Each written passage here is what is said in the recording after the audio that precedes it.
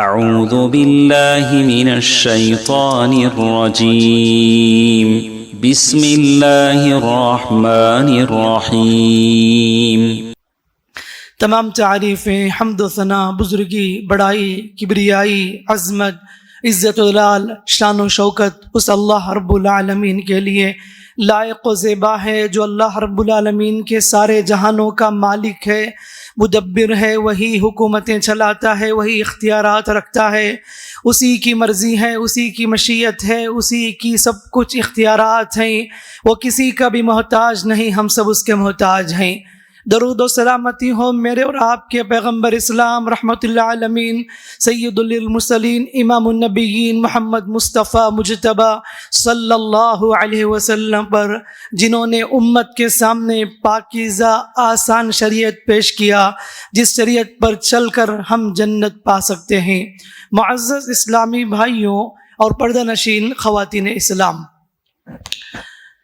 اللہ رب العالمین کا یہ قانون ہے کہ اللہ رب العالمین اس دنیا میں جسے چاہے عزت و سربلندی عطا کرتا ہے، جسے چاہے اللہ رب العالمین ذلت و رسوائی سے دوچار کرتا ہے، کہ حکومتیں، اختیارات اللہ تبارک و تعالی اپنی مرضی سے جسے چاہے عنایت کرتا ہے۔ دنیا میں مختلف قوموں کو اللہ تعالی نے عروج دی، پھر انہی قوموں کو اللہ تعالی نے رسوا کیا، پھر دوسری قوم کو اللہ نے پیدا کیا، اللہ نے انہیں اقتدار عطا کی، حکومتیں عطا کی، اور ان کو سارے چیزیں دنیا میں اللہ رب العالمین نے دی۔ یہ اس کی مرضی ہے، وہ جسے چاہے عنایت کرتا ہے۔ میرے بھائیوں، زندگی میں آزادی ایک بہت بڑی نعمت ہے، غلامی ایک مصیبت ہے، ذلت ہے، رسوائی ہے، آفت ہے۔ اللہ کے نبی صلی اللہ علیہ وسلم کو اللہ رب العالمین نے اس دنیا میں جس مقصد کے لیے بھیجا، اس میں سے ایک مقصد یہ بھی ہے کہ لوگوں کے اوپر جو غلامی کی زنجیریں ہیں، ان زنجیروں سے نکال کر اللہ کی طرف لوگوں کو متوجہ کیا جائے۔ وَيَضَعُ عَنْهُمْ إِصْرَهُمْ وَالْأَغْلَالَ الَّتِي كَانَتْ عَلَيْهِمْ۔ نبی کا مشن بتایا گیا کہ محمد صلی اللہ علیہ وسلم دنیا میں آئے تاکہ لوگوں کو غلامی سے، شرک سے، بندوں کی غلامی سے نکال کر اللہ کی طرف متوجہ کریں۔ اس مقصد کے لیے ہمارے نبی صلی اللہ علیہ وسلم دنیا میں بھیجے گئے۔ میرے بھائیوں، آج کے اس جمعے میں نے ضروری سمجھا اور مناسب بھی سمجھا کہ ہمارے پاس جو کل 15 اگست ہے، جس میں ہندوستان کی آزادی کے جشن کے طور پر پورا ملک سیلیبریٹ کرتا ہے، آج ہم اس کی حقیقت کو جانیں، یعنی اس آزادی کے پیچھے کتنی جانیں گوائی گئی، کتنی قربانیاں دی گئی، خاص کر کے ہندوستان کی آزادی میں مسلمانوں کا کیا حصہ ہے، کیا رول ہے، آج بتانا بہت بہت ضروری ہے۔ ہر عالم کی ذمہ داری ہے، ہر علماء کی ذمہ داری ہے کہ عوام الناس کو یہ واضح کریں کہ یہ ملک جس میں ہم رہتے ہیں، ہم سکون کے ساتھ جو رہ رہے ہیں، یہ آزادی ایسے ہی نہیں ملی، اس کے پیچھے کتنی قربانیاں دی گئی، کتنی جانیں گوائی گئی، کتنے لوگوں کو مارا گیا، پیٹا گیا، آزمائشیں، مصیبتیں برداشت کی۔ یہ جنریشن کو، یہ نسل کو بتانا پڑے گا، بتانا ضروری ہے۔ اس لیے کہ آج افسوس ہوتا ہے کہ آج اگر پوچھا جائے مسلم بچوں سے، مسلم لوگوں سے، آزادی میں کیا رول ہے مسلمانوں کا، تو ہرگز بھی نہیں بتا سکتے وہ، کیونکہ ان کو ہسٹری نہیں معلوم، تاریخی نہیں معلوم کہ مسلمانوں نے کیا کیا قربانیاں دی اس ملک کو آزاد کرانے کے لیے، انگریزوں کے خلاف کتنی جنگیں لڑی گئی، کیا کیا قربانی دی، نہیں معلوم ہے۔ اور ہمارے اسکول کے، کالجز کے سلیبس بھی ایسے بنائے گئے ہیں، یہ بتایا گیا کہ مسلمانوں کا اس ملک میں کوئی حصہ نہیں، گویا کہ مسلمانوں نے اس ملک کے لیے کچھ بھی نہیں کیا، لہٰذا ان کو جینے کا حق نہیں ہے۔ یہی وجہ ہے کہ بات بات میں وہ کبھی کہتے ہیں اس ملک کو چھوڑ دو، مسلمان اس ملک سے نکل جائے، اور یہ ذہنوں میں بٹھایا جاتا ہے۔ ساری سیکریفائس، قربانیاں یہ نان مسلم نے دیے تھے، مسلمانوں کا اس میں کوئی رول نہیں ہے۔ اور مجھے افسوس ہوتا ہے ان اسکولوں پر جو اپنے آپ کو مسلم اسکول کہتے ہیں، وہاں کم از کم وہ نہیں بتاتے بچوں کو، وہ لیکچر بھی نہیں رکھتے جس میں بتایا جاتا کہ مسلمانوں کی کتنی لمبی داستان ہے آزادی میں، مسلمانوں کی کتنی جانیں قربان کی گئی اس ملک کو آزاد کرانے کے لیے۔ آج کے جنریشن کو، بچوں کو بتانا چاہیے۔ جمعہ کی مناسبت ہے، اس میں تو ضرور بتانا چاہیے تاکہ ہر مسلمان کے دل میں یہ بات بیٹھے، یہ ملک ہمارا ہے اور اس میں ہمارا رہنے کا حق ہے، کوئی ہمیں یہاں نکال نہیں سکتا، اس لیے کہ ہمارے آباء و اجداد نے، ہمارے بڑوں نے بہت ساری قربانیاں پیش کی۔ میرے بھائیوں، جیسا کہ آپ جانتے ہیں اس ملک میں 800 سال سے زائد، تقریباً 1000 سال کے قریب مسلمانوں نے حکومت کی۔ یہاں پر مسلمانوں نے عدل و انصاف قائم کیا اور یہاں کے جتنے باشندے تھے ان کے ساتھ حسن سلوک کیا، اور مختلف مسلمانوں کی سلطنتیں آتی گئی۔ آپ تاریخ میں سنتے ہوں گے کہ کتنے ایسے سلطنتیں ہیں، اور اس میں سے ایک مشہور سلطنت مغلیہ سلطنت بھی ہے۔ 1500 کے بعد یہ سلطنت قائم ہوئی، اور اس میں بڑے بڑے بادشاہ گزرے، بابر، ہمایون، اس طرح کے بہت سارے بادشاہ ہوئے۔ اس میں سے آخری جو بادشاہ تھے بہادر شاہ ظفر میں، وہ مغلیہ سلطنت ختم ہو جاتی ہے۔ تو آج ہم دیکھیں گے انشاءاللہ کہ انگریز اس ملک کو کیسے قبضہ جمائے، اور انگریزوں کے خلاف لڑنے میں مسلمانوں کا کیا رول تھا، اور کس قدر محنت کے بعد، کوششوں کے بعد انگریز یہاں سے باہر نکلے اور اس ملک کے لوگوں کو آزادی ملی۔ سچ ہے کہ اس ملک کی آزادی میں، جنگ میں، مسلمان اور نان مسلم دونوں کا بہت بڑا ہاتھ ہے۔ دونوں نے مل کر انگریزوں کے خلاف آواز اٹھائی، جانیں گوائی، لیکن مسلمانوں نے جو کردار ادا کیا، مسلمانوں نے جو قربانی ادا کی، اس کی بات ہی کچھ اور ہے۔ بہت سے لوگ سمجھتے ہیں یہ آزادی 1850 کے بعد سے اس مہم کو آغاز کیا گیا، یہ غلط فہمی ہے، جبکہ اس آزادی کی تاریخ، اس قربانی کی تاریخ 200 سے 250 سال کے اندر محیط ہے۔ شاہ جہاں جب بادشاہ تھے، اس وقت انگریز، برٹش کمپنی شاہ جہان سے پرمیشن لی تھی، یہ کہتے ہوئے کہ ہم اس ملک میں بزنس کرنا چاہتے ہیں اور اس ملک میں ہم بزنس کو پھیلانا چاہتے ہیں۔ اور تاریخ میں ہے کہ اس وقت شاہ جہان بہت بیمار تھے، انہوں نے اس خط کو لکھا کہ تم یہاں پر رہ سکتے ہو اور تم یہاں پر اپنی تجارت کو آگے بڑھا سکتے ہو۔ اور شاہ جہان کو یہ بات نہیں معلوم تھی کہ آنے والوں کی سازش کیا ہے اور ان کی کیا سوچ ہے، لیکن دیکھتے ہی دیکھتے ان انگریزوں نے ایک ایک کر کے جال پھیلانا شروع کر دیا۔ 5-6 ہزار برٹش لوگوں کو اس ملک میں آہستہ آہستہ بسانے لگے۔ کیا ہے، ایسٹ انڈیا کمپنی کے نام سے ایک کمپنی شروع کیا گیا بزنس کے مقصد کے خاطر۔ تو اس طرح انہوں نے دیکھتے ہی دیکھتے آہستہ آہستہ ایک ٹیم بنا لی، اور مغلیہ سلطنت کے آخری دور میں سچویشن ایسی تھی کہ مختلف جو علاقے تھے، شمال سے لے کر جنوب تک جتنے بھی علاقے تھے، الگ الگ نوابوں کی حکومت بن چکی تھی، بغاوتیں بھی زیادہ شروع ہو گئی تھی، اس لیے جنوب میں الگ، پھر شمال میں الگ، ڈفرنٹ ٹکڑیوں میں مسلمان کی حکومتیں بڑھ چکی تھی، اور مکمل اقتدار جو ہونی چاہیے وہ نہ رہی، اور وہ دھیرے دھیرے مغلیہ سلطنت کی طاقت بھی کم ہوتی جا رہی تھی۔ ان سب کا ان انگریزوں کو اندازہ تھا کہ لوگ ڈیوائیڈ ہیں اور آپس میں بغاوتیں ہیں، تو اس نے مناسب سمجھا کہ اس ملک پر قبضہ جمائے۔ تو اس وقت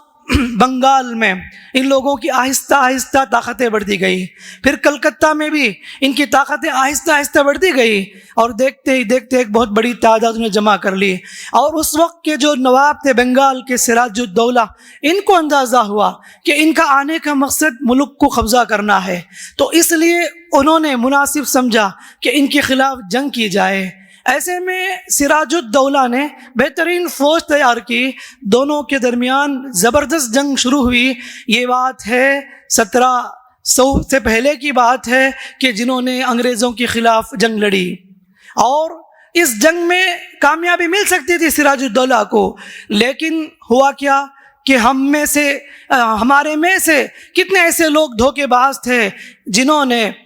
ان کو دھوکہ دیا، اور کچھ افراد ایسے تھے جنہوں نے انگریزوں کا ساتھ دیا اور سراج الدولہ کے خلاف لوگوں کو تیار کیا، اپنے لوگوں کو تیار کیا، انگریزوں کا ساتھ دیا۔ میر جعفر جس کا نام آتا ہے، میر جعفر جو تھا ہے اس حکومت کا ایک رکن سراج الدولہ نواب کی حکومت کا، لیکن انگریزوں کا ساتھ دیا. نتیجے میں سراج الدولہ کو بہت بڑی شکست ہوئی. اس طرح سے بنگال کا بہت بڑا علاقہ، کلکتے کے علاقے وغیرہ انگریزوں کے ہاتھ میں مکمل طریقے سے آ گئے تھے. اس کے بعد دھیرے دھیرے ایک ایک کر کے آہستہ آہستہ ان کی طاقتیں بڑھتی گئی اور انگریز اس ملک میں جال بچھاتے ہوئے رہ گئے. جب اس ساؤتھ سائڈ کی جو حکومتیں تھیں نواب کی، یہ سب تاریخیں ہیں، ہم لوگوں کو ضرور جاننا چاہیے. یہ آپ سنتے ہوں گے نواب آرکاڈ، اس طرح کے اطراف اکناف کے مختلف نواب کی حکومتیں تھیں. یہاں ساؤتھ سائڈ میں جو حیدر علی ٹیپو سلطان کی جو بڑی زبردست حکومت تھی، میسور کی جو بہت بڑی عالی شان حکومت تھی، اور ان کی حکومت کے بڑے چرچے تھے اور ان کی طاقت کی بہت مشہور تھی. انگریزوں کو جب یہ بات معلوم ہوئی کہ ٹیپو سلطان کے رہتے ہوئے ہم اس ساؤتھ سائڈ میں قبضہ نہیں جما سکتے، اس طرح اس نے ایک بہت بڑی فوج تیار کی ان کے خلاف لڑنے کے لیے. ٹیپو سلطان رحمۃ اللہ علیہ نے اس وقت مختلف نوابوں کو خط لکھا تھا، حیدرآباد کو اور مختلف جتنے بھی نوابوں کی جو مختلف گروپ تھی ان سب کو لکھا تھا کہ تم سب جڑ جاؤ، اس لیے کہ ایسا طوفان آنے والا ہے اور ایسی آفت آنے والی ہے کہ جو ہم کو بہت نقصان اٹھانا پڑے گا. لیکن بدقسمتی سے اس وقت بہت سارے لوگ ان پر دھیان نہیں دیے اور ان کا ساتھ نہیں دیے. اور ہوا کیا، دیکھتے ہی دیکھتے انگریزوں نے ان کے خلاف جنگ کے لیے بہت بڑی فوج تیار کر لی. اور ٹیپو سلطان میسور کے شیر جو کہلاتے ہیں، وہ مختلف جنگیں لڑے انگریزوں کے خلاف، اور انگریز بہت جنگ لڑے اور پیچھے ہٹ گئے تھے. اور انگریزوں نے ہمیشہ سے، برٹش قوم نے ہمیشہ سے یہ داؤ چلی ہے کہ اپنے لوگوں کو استعمال کر کے بھڑکایا تھا. تو اس وقت بھی ٹیپو سلطان کی شکست میں بھی اپنے لوگوں کا ہی ہاتھ تھا. دھوکہ دینے والا، دغا دینے والا ان کے فوج کا ایک سپاہی تھا جس نے دھوکہ دیا اور انگریزوں کا ساتھ دیا. نتیجے میں سری رنگا پٹنم میں ٹیپو سلطان کو شہید کیا گیا. اور جب ان کو شہید کیا گیا اور ان کے سینے پر پیر رکھ کر انگریز نے کہا تھا کہ آج سے یہ ملک ہمارا ہے. یعنی جب تک ٹیپو سلطان جیسے بہادر شخصیت موجود تھے، انگریزوں کو مکمل طریقے سے اختیارات 100% حاصل نہیں تھا. لیکن جیسے ہی شہید کیا گیا، انگریز کہنے لگا آج سے یہ ملک ہمارا ہے. بڑا دبدبہ تھا. اور جب وہ گھیرے گئے تو اس وقت انگریز نے انہیں آفر دی، اگر تم ہماری غلامی کرو گے تو ہم تمہیں چھوڑ دیں گے. تو انہوں نے کیا کہا کہ گیدڑ کی 100 سالہ زندگی سے شیر کی 1 دن کی زندگی کافی ہے.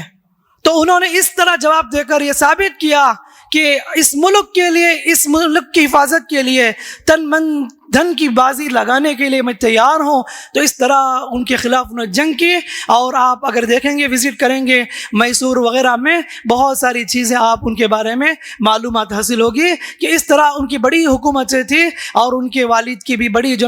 بڑے کارنامے تھے، اور اس طرح انہوں نے ملک کے لیے بہت کچھ چیزیں پیش کی. تو اس طرح سے یہ 1799 میں ٹیپو سلطان علیہ الرحمہ کو شہید کیا گیا. اور 1800 کے بعد انگریز کا مکمل طریقے سے یوں سمجھو کہ ایک طاقت بن گئی اس ملک میں. لیکن ابھی بھی کچھ علاقے ایسے تھے، دلی وغیرہ، اتر پردیش کے علاقے، بہت سارے علاقے ابھی مغلیہ سلطنت کے قبضے میں ہی تھی. لیکن ادھر سائڈ کے مختلف علاقے کو انگریز بہت 70% مکمل طریقے سے انہوں نے قبضہ جما لیا تھا. 1800 میں شاہ عبدالعزیز دہلوی رحمۃ اللہ، شاہ محدث دہلوی رحمۃ اللہ علیہ نے یہ دیکھا کہ یہ لوگ کس قدر مسلمانوں پر ظلم کر رہے ہیں، اس ملک کے عوام پر ظلم کر رہے ہیں. انہوں نے ایک تحریک شروع کی، اور ان کے جانے کے بعد ان کے بیٹے شاہ عبدالعزیز دہلوی رحمۃ اللہ علیہ نے اس تحریک کو آگے بڑھایا. اور اس تحریک کو آگے بڑھانے ہوئے انہوں نے 2 شخص کو منتخب کیا، سید احمد شہید ایک اور شخص کو. دونوں کو ذمہ داری تھی کہ تم اس مشن کو لے کر آگے بڑھو. یہ دونوں لوگ چھپے چھپے مختلف علاقے میں جاتے تھے اور بتاتے تھے کہ اس ظلم کے خلاف آواز اٹھانا اور انگریزوں کے خلاف جہاد کرنا تمہارے لیے واجب ہے. اس طرح سے مکمل طریقے سے بہت سے علاقے میں، بہت وسیع پیمانے میں یہ اعلان کیا گیا انگریزوں کے خلاف جنگ کرنی ہے. تو اس طرح سے ایک بہت بڑی تعداد لوگوں کی جمع ہو گئی انگریزوں کے خلاف لڑنے کے لیے. لیکن یہاں پر دیکھیے 8 جنگیں لڑی گئی انگریزوں کے خلاف، اور اس وقت سکھوں کی بھی گروپ تھی، وہ بھی مسلمانوں کے خلاف ہو گئے تھے، اور یہ تحریک شہیدین جسے کہتے ہیں، انہوں نے انگریزوں کے خلاف زبردست جنگ کی، 8 جنگ میں بھی ماشاء اللہ سے انہوں نے جیت حاصل کی، اور ایک ہوتے ہوتے جب وہ بالا کوٹ کے اس مقام پر پہنچے، ایک بہت بڑی تعداد، وہاں پر بھی دھوکہ بازی اپنے لوگوں نے ہی دی، اور اس وقت کچھ لوگوں نے یہ اس سکھ بادشاہ کو بتایا کہ یہاں پر لوگ ہیں، آپ حملہ کر دو، اور انگریزوں کے ساتھ مل کر ان کے خلاف جنگ لڑی گئی، اس جنگ میں بہت سے لوگ مارے گئے، اس طرح سے یہ ساری چیزیں ختم کر دی گئی جو مسلمانوں نے آواز اٹھائی تھی۔ 1825 اس کے بعد 1850 کے قریب تک یہ سب چیزیں چلتی رہی۔ 1857 کی بات آتی ہے، دیکھو یہاں پر دیکھو، آپ نوٹ کرو، 1700 سے لے کر 1850 پر 7 تک اگر تاریخ دیکھا جائے، پورے کے پورے مسلمانوں نے انگریزوں کے خلاف جنگ لڑی، آواز اٹھائی۔ 1857 سے 1947 تک ایک الگ دور ہے جس میں مسلمان بھی نان مسلم دونوں شریک تھے، لیکن 1857 سے پہلے اگر آپ تاریخ پڑھیں گے تو پورے کے پورے مسلمانوں کے نام آتے ہیں۔ 1850 پر 7 جو بہت بڑا غدر کے نام سے مشہور ہے، اور پورے ملک میں انگریزوں کے خلاف لڑنے کی دعوت دی گئی، دلی سے لے کر پورے جنوب، پورے علاقے میں جہاں جہاں انگریز تھے وہاں پر جنگ کا اعلان کیا گیا۔ اور دلی میں اس وقت مغلیہ سلطنت کے آخری بادشاہ بہادر شاہ ظفر کی حکومت تھی، اور وہ بھی بہت کم پیمانے میں، جبکہ بہت بڑا علاقہ بھی انگریزی قبضے میں چلا گیا تھا۔ 1850 پر 7 کی بات ہے، اور اس وقت بہت بڑی مہم چلائی گئی انگریزوں سے لڑنے کے لیے، دلی میں زبردست جنگ ہوئی تھی، اور اس جنگ میں بھی دیکھیے کہ مسلمانوں کو بہت بڑی شکست ہوئی۔ بہادر شاہ ظفر اپنے فیملی کے ساتھ ایک جگہ پر الگ ہو گئے تھے، انگریز نے انہوں نے قید کیا، 3 دن ان کو بھوکا رکھا۔ یہ مغلیہ سلطنت کا آخری بادشاہ تھا بہادر شاہ ظفر۔ بہادر شاہ ظفر کے 4 بیٹے تھے، 3 دن بھوکا رکھنے کے بعد ان کے بچوں کو ان کے سامنے ذبح کیا گیا، 4 بیٹوں کو ذبح کیا گیا، سر الگ کیا گیا ان کے نظروں کے سامنے، اور ان کے سامنے ان کی لاش کو پیش کر دی گئی۔ بہت تکلیف انہوں نے محسوس کی، اتنی بڑی سلطنت تھی، اتنی بڑی حکومت تھی۔ 1857 کے بعد یہ سلطنت ختم ہو گئی، مغلیہ سلطنت کا بالکل خاتمہ ہو گیا تھا۔ بہادر شاہ ظفر کو رنگون کے قید خانے کو بھیج دیا گیا، برما میں رنگون کے قید خانے کو بھیج دیا گیا، اور ان کی ایک مشہور غزل ہے کہ جنہوں نے پیش کی ہے، بہت بڑے شاعر بھی ان کے بارے میں مشہور ہے کہ شاعر بھی تھے وہ، لگتا نہیں ہے دل میرا اجڑے دیار میں، کس کی بنی ہے عالم ناپائیدار میں، ان حسرتوں سے کہہ دو کہیں اور جا بسے، اتنی جگہ کہاں ہے دل داغر میں، عمر دراز مانگ کے لائے تھے 4 دن، 2 دن کٹ گئے خواہشات میں، کتنا بد نصیب ہے ظفر دفن کے لیے، کتنا بد نصیب ہے ظفر دفن کے لیے، اتنی جگہ نہ ملی کوہ یار میں، دفن کے لیے اتنی جگہ بھی نہ ملی کوہ یار میں۔ وہ کس قدر درد بھرے اشعار پیش کرتے ہیں، کتنا بد نصیب ہے ظفر دفن کے لیے، اتنی جگہ نہ ملی کوہ یار میں، یعنی اتنی بڑی میری حکومت تھی، سلطنت تھی، کیا میرا دبدبہ تھا، لیکن میں اس قید خانے میں لاک کر دیا گیا، قید کر دیا گیا ہوں، مجھے اپنی بستی میں دفن کے لیے جگہ بھی میسر نہیں، اور وہ رنگون کے قید خانے میں وہیں پر وہ انتقال بھی کر جاتے ہیں۔ تو اس طرح بڑی داستان تھی مسلمانوں کی اس جنگ میں۔ 1850 پر 7 کے بعد انگریز مکمل طریقے سے، پورے طریقے سے طاقت میں آئی تھی، اس لیے کہ مغلیہ سلطنت بھی ختم ہو گئی، اور جتنے بھی یہاں کے نواب تھے، کچھ نوابوں سے انہوں نے معاہدہ کر لیا، کچھ نوابوں کو مکمل طریقے سے ختم بھی کر دیا، اور اس وقت جو لوگ انگریزوں کے خلاف آواز اٹھاتے تھے ان سب کو اس نے بڑی تکلیف دہ سزا دی۔ اور اس وقت نام آتا ہے پٹنہ کے علماء صادق پور کا، سبحان اللہ، علماء صادق پور کے بغیر یہ جنگ آزادی کی تاریخ مکمل نہیں ہو سکتی۔ اور ان کے بارے میں آتا ہے کہ وہ پورے کی پوری بستی علماء کی بستی تھی، انہوں نے انگریزوں کے خلاف آواز اٹھائی، جنگ لڑی، اور انگریزوں کو بھگانے کا بہت بڑا کام کیا، لیکن انگریز ان کے خلاف ہوا اور عید کے موقع پر ان کے پورے گھروں کو بلڈوزر کے سے تہس نہس کر دیا، برباد کر دیا۔ اور جو لوگ ان کے خلاف ہوتے تھے علماء کو، اور وہ ان علماء کو درخت میں پھانسی لٹکا دیا جاتا تھا۔ دلی سے لے کر لاہور تک پورے درخت میں علماء کی لاشیں لگی ہوئی تھی، ایک نہیں دو نہیں 5-8 لاکھ کے قریب علماء کو شہید کیا گیا، اس لیے کہ انہیں معلوم تھا یہ علماء ہیں جو تحریک کو چلاتے ہیں، اور یہی لوگ لوگوں کے دلوں میں یعنی جذبہ پیدا کرتے ہیں اس آزادی کا، اس لیے پہلے ان کو ختم کرنا چاہیے۔ اور بہت بڑی تعداد کو انڈمان نکوبار میں جو کالا پانی کے نام سے مشہور ہے اس قید خانے میں بھیج دیا گیا۔ بڑی تکلیفیں دی جاتی تھی۔ آج بھی اگر آپ دیکھیں، آپ چیک کر سکتے ہیں یوٹیوب کے ذریعے سے، وہ کالا پانی جو مشہور ہے جہاں پر پورے کے پورے تقریباً وہاں پر مسلمان کو قید کیا گیا، بڑی تکلیفیں دی گئی، بڑے بڑے علماء وہاں پر تھے، اور اس میں سے کچھ نان مسلم بھی تھے، اور نام آتا ہے ویر سویکار کا، جو کہ بڑا ہی غلامی کی زندگی جینے والا، اور اس نے خط لکھا انگریز کو، ویر نے، کہ میں آپ کی غلامی کروں گا اگر آپ مجھے چھوڑ دو گے۔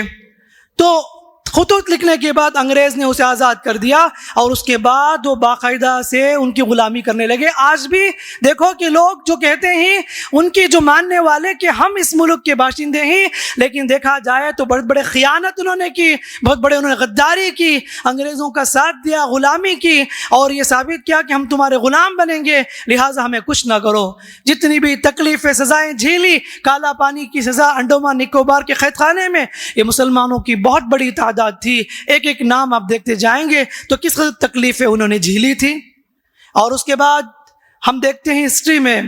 کیرلا کے مسلمانوں کی بھی بہت بڑی تاریخ ہے، موپلے مسلمان کے نام سے آج بھی مشہور ہیں، اور ان کے جتنے لوگ انگریزوں کے خلاف تھے، ایک بہت بڑی تعداد کو انگریز نے ایک ڈبے میں، جو بوگی ہے جو اس زمانے میں جو چلتی ٹرین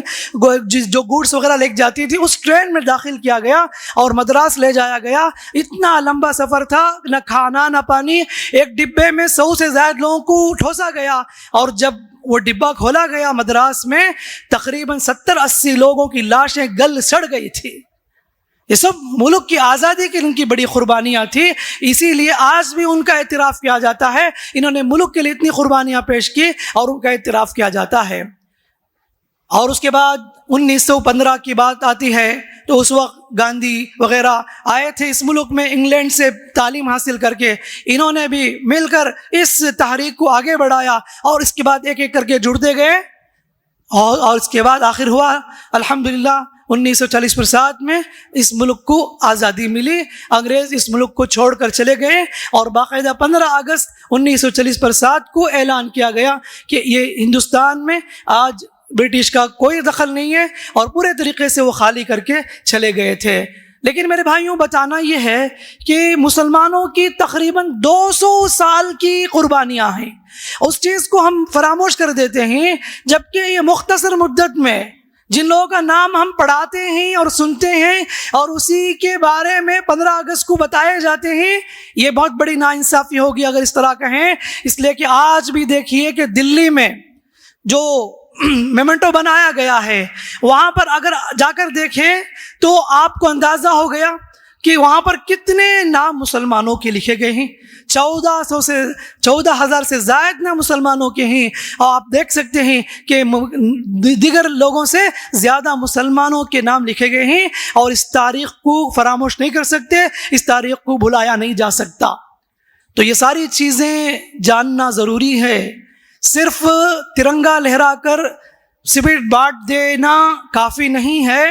بلکہ اس دن کو ہمارے آبا و اجداد، علماء، بڑے لوگوں کی قربانیاں کیا تھی، ان سب کا علم ہونا بھی ضروری ہے۔ تبھی چل کر ہم اس ملک کے لیے یہ سمجھیں گے کہ ملک ہمارا ہے۔ آج جتنے بھی طاقتور فرقہ پرست طاقتیں ہیں جو یہ بتاتے ہیں کہ اس ملک میں مسلمانوں کو کوئی دخل نہیں ہے، یہاں پر نکلنا چاہیے، اور میڈیا جتنی سازش کرتی ہے اسلام کے خلاف، مسلمانوں کے خلاف، اس ملک کے مسلمانوں کے خلاف، یہ بتایا جاتا ہے کہ اس ملک میں اس کا کوئی رول نہیں ہے۔ یہی وجہ ہے کہ اسکول کے جتنے بکس ہیں ہسٹری کے، ان سب میں ایک ایک کر کے مٹا دیا گیا اور وہ سارے نام نکال دیے گئے۔ اور انگریزوں کی جو پالیسی تھی اس ملک میں، انہوں نے دیکھا کہ جب تک ہم ان کے درمیان پھوٹ نہیں ڈالیں گے اس وقت تک حکم نہیں کریں گے، تو انہوں نے آپس میں دشمنیاں پیدا کی اور مختلف ریلیجن کو، ہندو مسلم کو، سکھ عیسائی کو آپس میں لڑایا تھا۔ ڈیوائڈ اینڈ رول کی پالیسی ان کے پاس تھی، اور وہ لوگ جاتے جاتے ایک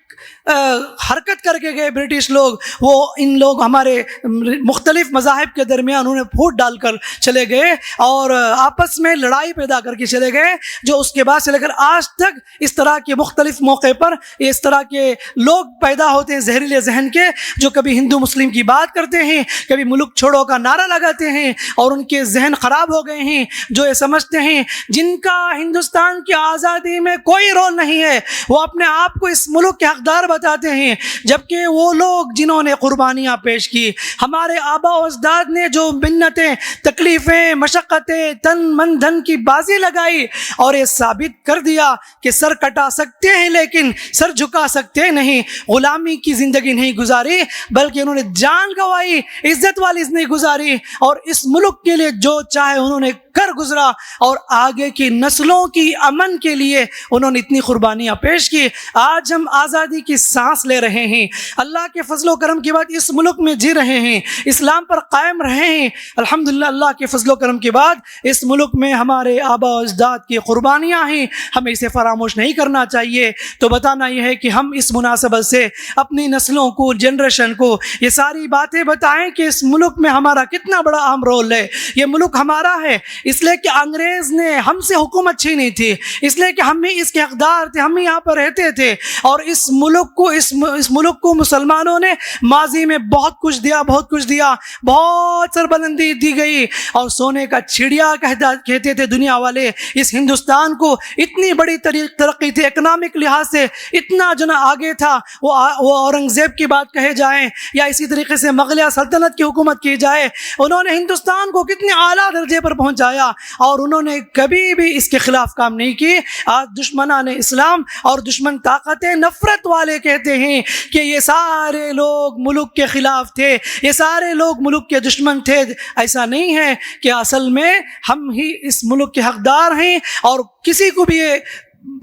بولنے کی ہمت نہیں ہے، جرت نہیں ہے کہ ہم کو یہاں سے نکالیں، اور اسی مشن میں لگے ہوئے ہیں کسی بھی طریقے سے یہاں کے لوگوں کو یہاں سے نکالا جائے۔ انہیں ڈر ہے کہ اگر مسلمان آگے بڑھ جائیں گے، وہ ان کی ماضی بہت یادگار ہے، 800 سالہ حکومت، کہیں پھر دوبارہ قبضہ نہ کر لے۔ ایسا نہیں ہے، اس ملک میں مختلف مذہبیں ہیں، مختلف ریلیجن ہیں، مختلف کلچر ہیں، مختلف لینگویجز ہیں۔ اس ملک کی بیوٹی ہے، اس ملک کی خوبصورتی یہ ہے کہ مختلف مذاہب کے باوجود بھی یہاں پر امن کے ساتھ رہتے ہیں، لیکن اس میں سے کچھ ایسی طاقتیں ہیں، ایسی نفرت پھیلانے والی لوگ ہیں جو مسلمانوں کے درمیان، ہندوؤں کے درمیان آپس میں نفرت پیدا کرتے ہیں۔ انشاءاللہ وہ دور بھی آئے گا، ان لوگوں کی ساری سازشیں، ساری چیزیں واضح ہو جائے گی۔ اللہ مالک ہے، اللہ رب العالمین جس کی حفاظت کرے کوئی اسے کچھ بھی نہیں کر سکتا۔ رب تعالیٰ اسلام کی حفاظت کرنے والا، رب تعالیٰ مسلمانوں کی حفاظت کرنے والا۔ یہ ملک ہمارا تھا، ہمارا ہے، ہمارا رہے گا۔ اس ملک میں امن کے ساتھ، چین کے ساتھ ہم جئیں گے، اور اس ملک کی ترقی کے لیے، آگے بڑھانے کے لیے، کامیابی کے لیے ہم جتنا ہو سکے اس میں اپنی سب کچھ قربان کریں گے۔ تعلیم کے میدان میں آگے بڑھ کے ثابت کریں گے ہندوستان کا نام روشن ہو، اور مختلف میدان میں، فیلڈ میں آج مسلمانوں کو آگے بڑھ کر تعلیم کے ذریعے بتائے اس ملک کو ہم دینے والی قوم ہیں، لینے والی قوم نہیں ہے۔ ہماری تاریخ دیکھیے، جب تک مسلم قوم دینے والی تھی، عزت والی رہی۔ دنیا کو بہت کچھ دیا مسلمانوں نے، کیا عزت ملی، کیا شان تھی، شان و شوکت تھی۔ وہ کوئی بھی حکومت کیوں نہ ہو، اوٹومان امپر ہو یا اس سے پہلے جتنے بھی ترقی ہوئی، دینے والے بنے، لیکن جب سے لینے والے بن گئے، یعنی ہم لوگ غلامی کی زندگی گزارنے لگے۔ آج دیکھیے کہ ایجوکیشن کے فیلڈ میں ہم لوگ کتنے پیچھے رہ گئے، دلت سے بھی مسلمان سماج اتنا پیچھا، تعلیم میں پیچھے، اخلاق میں کس قدر بگڑے ہوئے ہیں۔ یہ ساری چیزیں کمزوری ہے، ہم لوگوں کو اپنانا چاہیے، اور میں کہتا ہوں کہ ہر خاندان کے افراد کھڑے ہوں تعلیم کے لحاظ سے، اپنے نوجوان لڑکوں کو، لڑکیوں کو ایجوکیشن میں آگے بڑھائیں،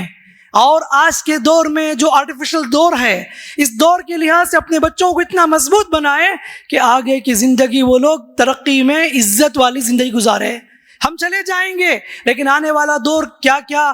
چیلنجز کا دور ہے اس ملک میں اللہ بہتر جانتا ہے. بس اللہ سے دعا ہے کہ اللہ تعالی ہم سب کو اس ملک میں حفاظت فرمائے، اللہ تعالی اسلام کی حفاظت فرمائے، اللہ تعالی خیر کا معاملہ فرمائے، دشمنان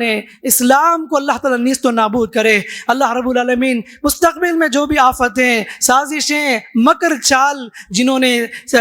رچی ہے، اللہ ان سب کی سازشوں کو، مکر کو اللہ تعالی نیست و نابود کرے. بارک اللہ لنا ولکم فی القرآن الحکیم ونفعنا وإياکم بالآیات والذکر الحکیم. انہ تعالی جواد کریم ملک مبارک رب الحلیم.